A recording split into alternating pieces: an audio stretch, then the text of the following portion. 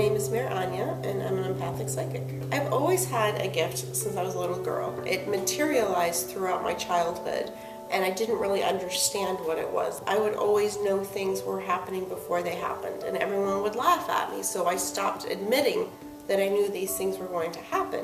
But things would have developed, like for instance, I knew my dad was leaving, and a week later my dad left. I knew I was going to have a fall and break my shoulder. And for 2 weeks before the event happened, I was 4 years old, my mom said, don't bring such things into being, but I could picture myself falling. And on the day I was wearing the outfit that I saw myself falling in, I cried for an hour and didn't want to wear it. And I fell and I broke my shoulder blade. It was exactly as I saw it. So I've always visioned things and felt things.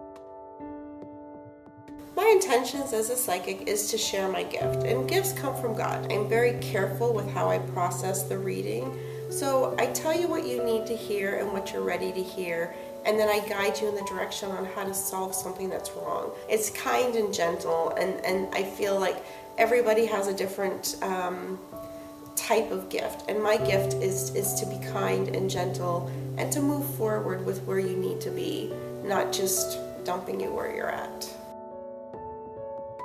I have a client that felt her husband was cheating on her, and I did tell her that there was fantasies, realities in the past, and that this would reoccur if she didn't confront it and deal with it, and that's exactly what they did. So the cheating was admitted, and they're kind of trying to move forward now. Making bad decisions are really easy to do because you're so involved with your own life, but I actually have a client who comes to me as an investor for property and real estate, and they always give me addresses, and one of the addresses they gave me had a very bad energy to it, and I had said to him that several bad things had happened in the past. There was a suicide from one of the tower buildings, and they decided not to go with the property sale, and 2 weeks later there was a huge fire in the high rise. He would have lost a lot of money. As an empath, I actually connect to your vibrations, and I can connect to people who have passed in your life. I have a client who was raised by her grandmother. Her mother was a drug addict, and her grandmother had just passed a month ago.